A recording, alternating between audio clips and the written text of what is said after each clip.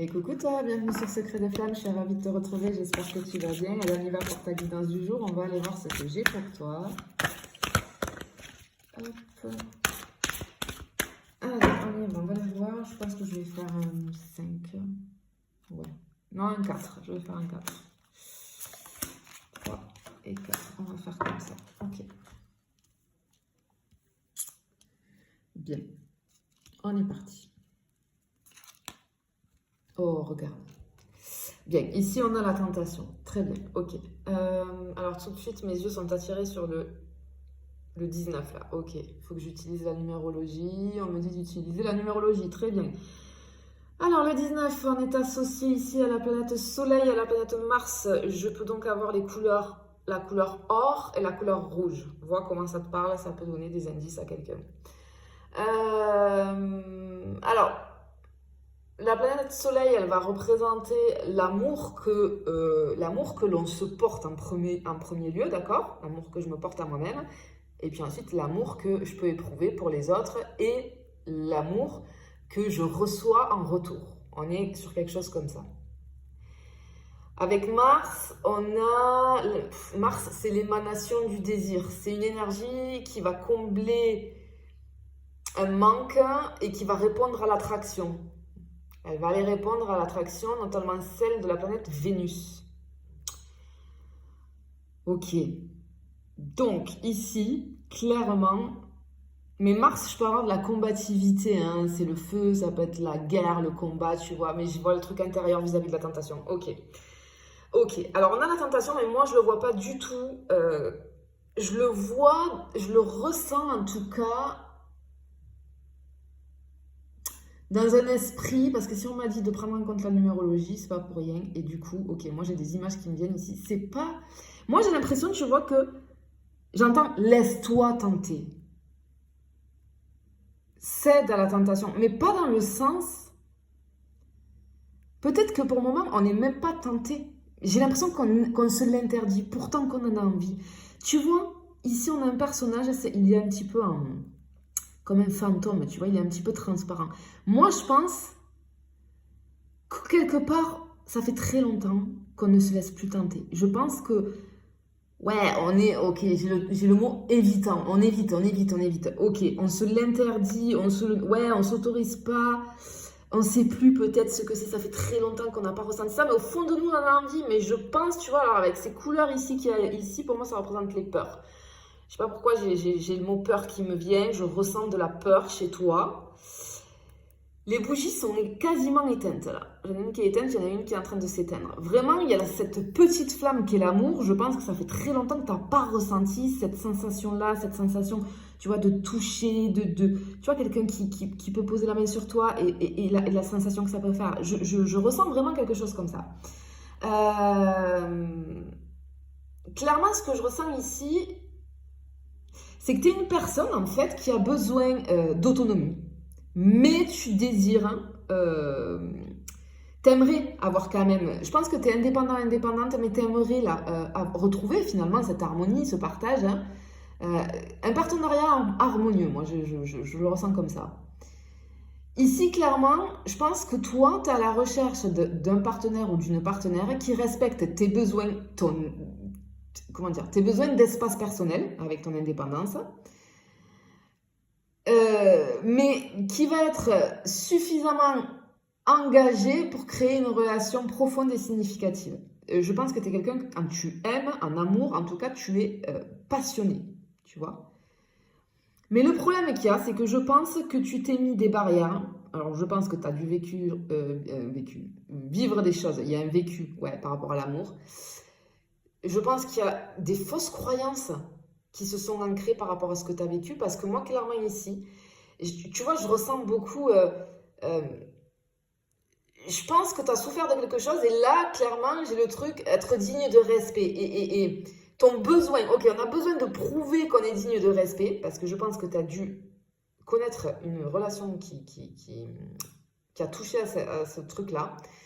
Et en fait, ce besoin-là de prouver ça, ça obscurcit ta sphère sentimentale. Et ce que j'entends, c'est que ça t'incite à prendre les mauvaises décisions. Je pense qu'on est fermé. Tu es fermé à l'amour. Tu en as envie, mais tu es fermé. Inconsciemment peut-être, mais tu es fermé clairement. Et alors en plus, c'est très dommage parce que ce que je ressens ici avec cette carte de la tentation, c'est qu'il y a une opportunité beaucoup plus prometteuse que ce que tu peux envisager ou ce que tu as pu, qui est en train de se profiler, qui est en train de se dessiner. Tu vois, ce fantôme-là, il n'est pas encore totalement peint, mais on a l'esquisse ici. Et on te demande de rester, j'entends, reste ouvert ou ouverte au changement. Laisse le champ libre à cette opportunité d'apparaître finalement, de prendre vie, eh bien, dans ta vie sentimentale. C'est quelque chose comme ça, ouais. On va aller voir là, ici on a les blocages. C'est quoi les blocages? Ah non mais ok, ben regarde. Je te parlais, on te disait ici, on te conseillait de rester ouverte au changement. Le blocage qu'il y a chez toi ici, s'ouvrir au changement. Ouais, bon, c'est bien ce que je pensais.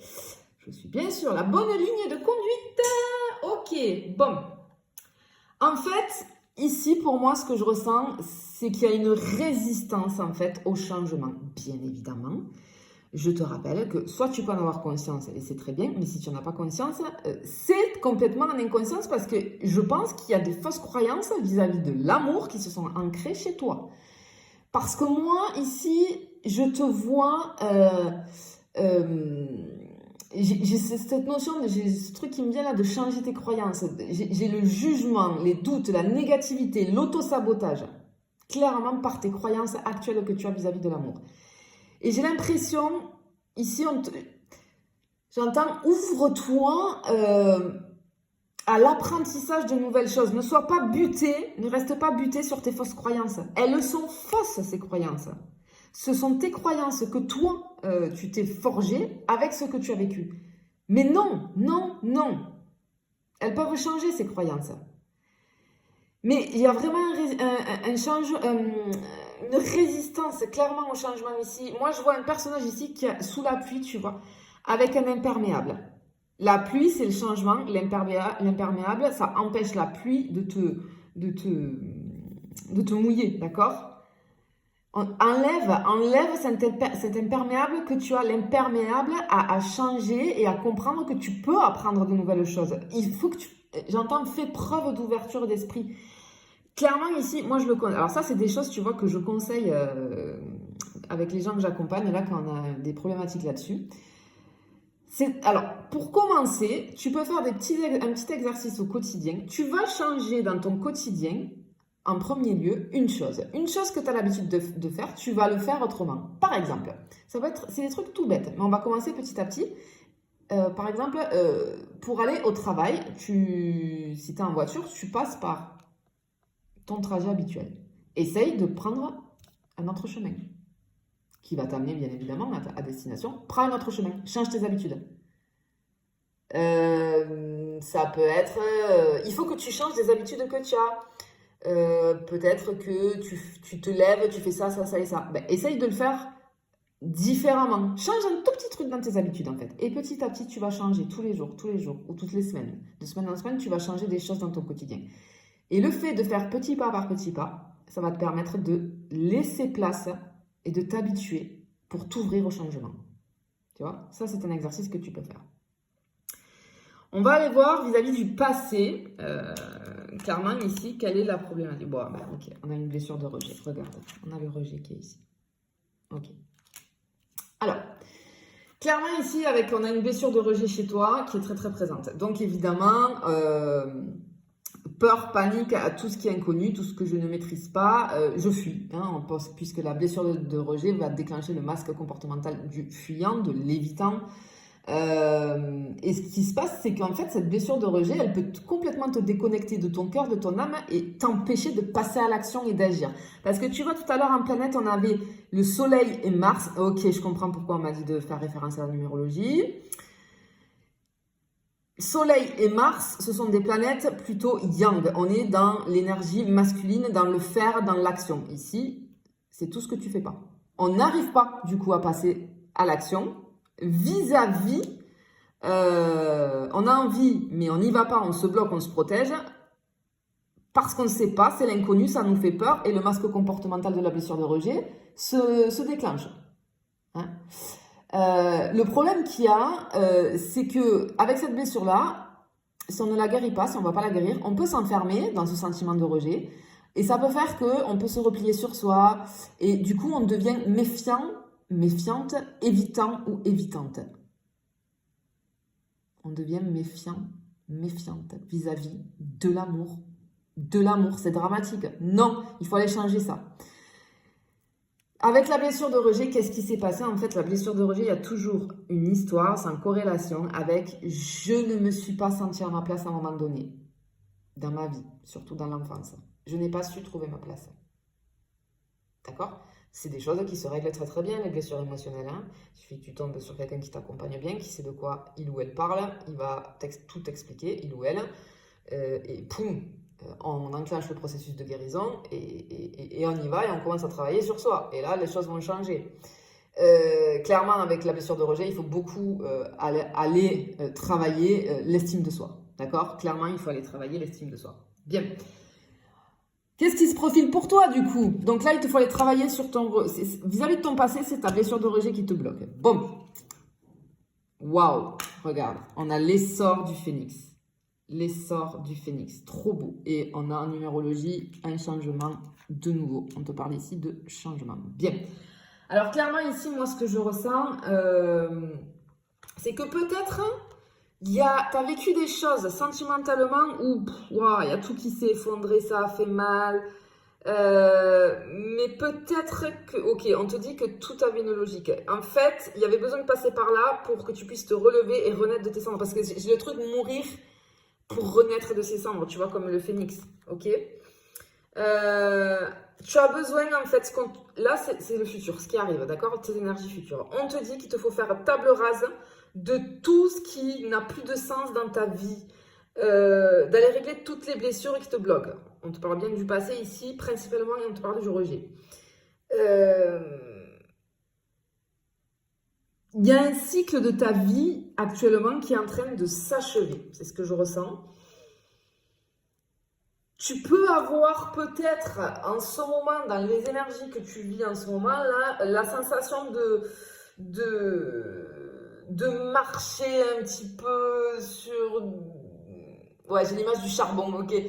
Ça fait mal, hein. Waouh, c'est très compliqué. Mais en fait, on te dit que tout ça, c'est là pour être nettoyé et purifié avant de renaître. Il te faut vraiment passer par là, d'accord, pour pouvoir renaître. Ce que j'entends, bientôt tu te reconnaîtras plus. Ben oui, parce qu'une fois que tu as guéri, que tu travailles sur tes blessures et que du coup le blocage va se lever, ben tu vas plus te reconnaître parce que tu vas, comment dire, tu vas avoir des comportements complètement différents, d'accord? Ce que j'entends, c'est qu'il y a peut-être il va y avoir beaucoup de changements, beaucoup de choses qui vont sortir de ta vie. Alors, aussi bien des situations, d'accord, mais aussi bien des personnes. Des personnes là qui ne vont plus être avec qui tu ne vas plus être sur la même longueur d'onde. Et ça, c'est normal à partir du moment où on commence un petit travail sur soi et à partir du moment où on débloque les choses. Il se peut qu'il y ait des personnes qui sortent de ta vie. Moi, ça c'est quelque chose que les personnes que j'accompagne me font le retour très souvent à partir du moment où elles commencent à travailler, hein, dès qu'on met le travail en place. J'ai toujours, non mais est-ce que c'est normal? Je peux plus, je comprends pas, j'ai besoin de m'éloigner de ces personnes. Ben oui, c'est normal, c'est totalement normal. Clairement, ce que je ressens aussi, c'est que le moment est venu pour toi d'embrasser pleinement toute la douleur que tu as pu réprimer. Donc, je pense que c'est un rapport avec ta blessure de rejet pour te permettre de guérir, parce que j'ai un truc avec la guérison. Clairement, on te dit que l'univers ici a un plan bien plus grand que ce que tu pourrais imaginer. Et j'entends laisse faire. Ouais, laisse faire et confiance et tiens-toi prêt ou prête à recevoir, Et on te disait aussi là qu'il y a quelque chose qui arrive. Dès le début, on te le disait. Et effectivement, sur les énergies futures, on te dit que oui, effectivement, tiens-toi prêt ou prête à recevoir parce que là, l'univers a un plan. Tu dois passer par là pour aller sur un renouveau et pour débloquer ta vie sentimentale. D'accord? Clairement. Je te le souhaite en tout cas. Je te fais des bisous, je te dis à bientôt.